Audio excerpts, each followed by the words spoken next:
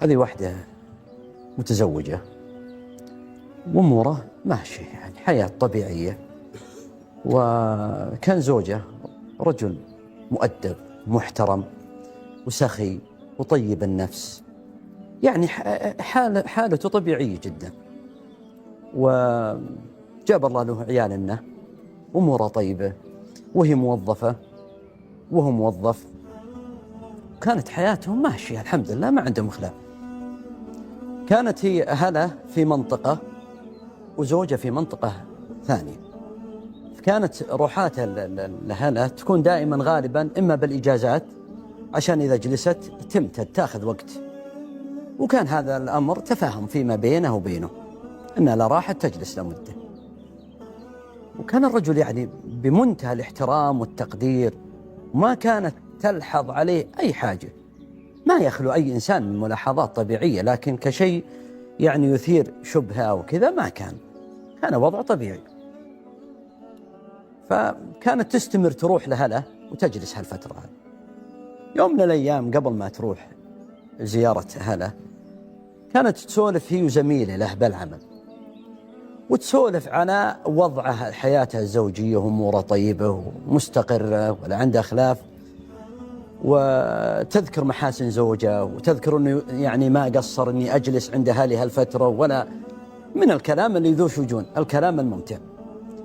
قالت لزوجته صديقته من عرض الكلام، قالت غريبة أنت، يعني أنت الحين تروحين لهلت ولا تدرين عن وضعه ولا تدرين عن شغله ولا تدرين عن يعني إلى هالدرجة بالسذاجة والغباء.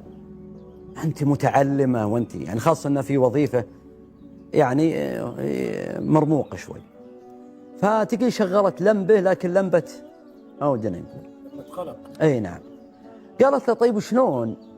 أنا ما لاحظت على زوجي شيء. قالت شوفي الوضع الحين الواحد يجب أنه يكون نبيه ويكون حريص وينتبه، ورا ما تحطين كاميرا بالبيت بطريقة غير مباشرة أنت تقعدين عندها شهر ونص ما تدرين، فما بضار أول شيء تنتبهي لبيتك وتنتبهي للوضع ولا يلزم يدري زوجك. جت المرأة هذه حطت كاميرا في غرفة مثل ما نقول حنا إما ملحقة وكذا بشاشة، ودائما هالزوج هذا يحب أنه يجلس به كثير هالغرفة، فحطته بطريقة من الكاميرات اللاسلكية اللي ما تبين، وربطتها بالشبكة عنده بالجوال، وتوكلت على الله لها. ولده توه سال عمره هذا 13 وكذا، يعني وليد يفهم يدرك، وراحت طبعا مرتاح مع زوجه ما عنده خلاف، ونسيت أصلا تتابع الوضع أصلا. بعد ما راح أسبوعين وكان يتصل عليها ويتواصلون وكذا، يوم من الأيام ما اتصل عليها، يوم من الأيام بالليل ما اتصل عليها، يعني كانت معتادة. فتذكرت في كاميرا، قالت يعني بس بحب أطلع يعني فقط. جت بتفتح الجوال، فتحته بس ما ضبطت الرقم وكذا، يعني صار في لخبطة بسيطة، مع أنه متعلمة وفاهمة، بس ما شاء الله عيالنا من تالي صغارين الله يدرسك بالتقنية. إلا على دخلت ولدها قالت وليدي شف الجهاز افتح لي الكاميرا.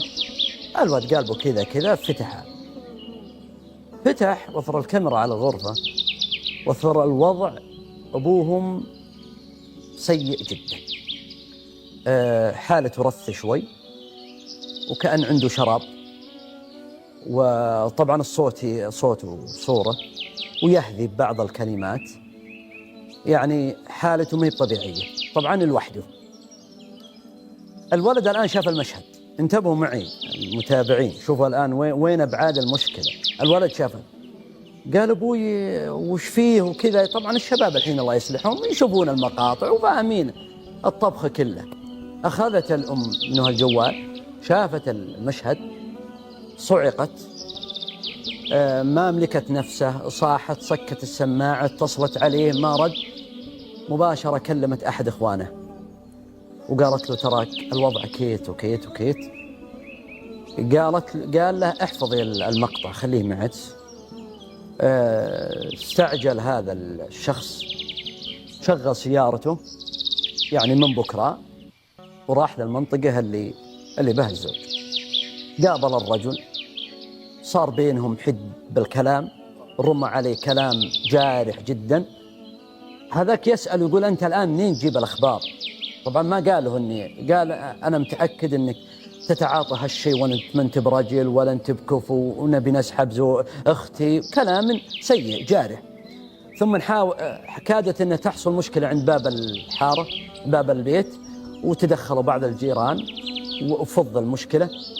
جت الزوجة خلت على زوجة، أول من دخل الولد، تخيلوا الولد بتلقائية قال يبا وش الصورة اللي شفناك وكذا. الأبو عجز يتمالك نفسه وجلس. ثم جت الأم ودخلت وتكلمت عليه بكلام، واثناء الكلام طبعا ترى كل هذا الكلام انا سمعته يعني من الجرح اللي قالته، ما جعلت اي مجال انه ياخذ ويعطي معه، وقالت ترى كل المستندات معي وانت ما انت برجل ولا انت غشيتنا انت. الرجل ما تكلم ولا كلمه، جلس. صار بعد العشاء حس بتعب، صار مثل الإغماء وكذا، طلبوا له الإسعاف، صار عنده نوعا ما من الجلطة، يعني جلطة بالقلب. جلس بالمستشفى كم يوم وطلع.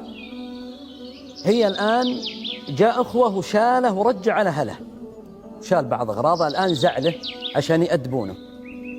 خلال الفترة هذه الزوج أرسل طلاقه وكتب له رسالة، أنا قرأت الرسالة.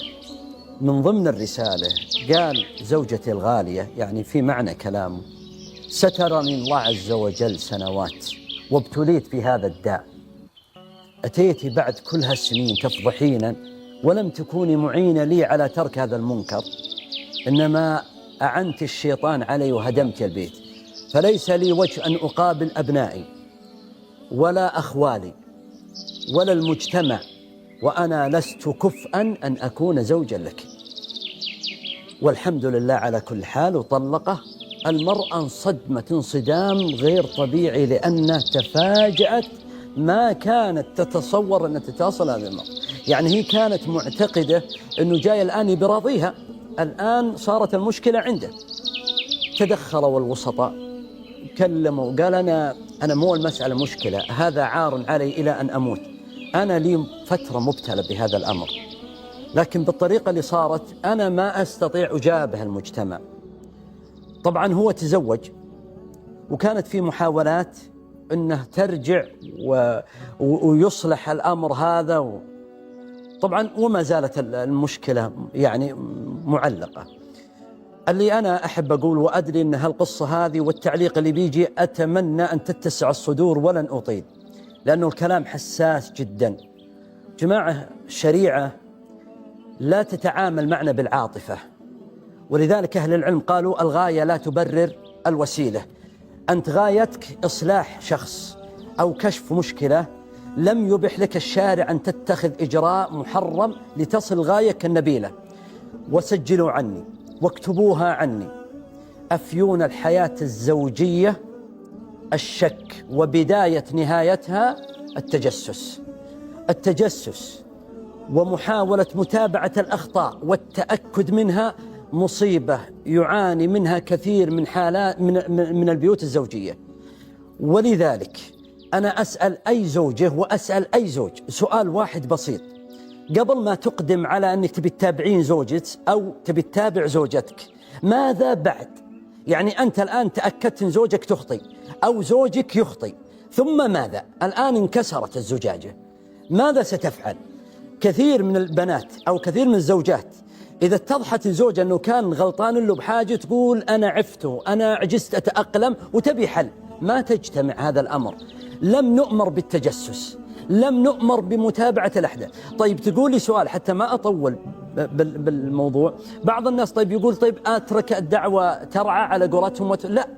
إذا حسيت أن زوجك مخطئ أو أنت لاحظت أن زوجتك مخطئة، فما في أجمل من الصراحة. أنا لاحظت ملاحظة، في ملاحظة كذا، إذا أبدى لك جواب معين فما أمرت أنك تتابع ما بعده حتى تبقى. إياكم أن تصلوا إلى مرحلة كسر العظام.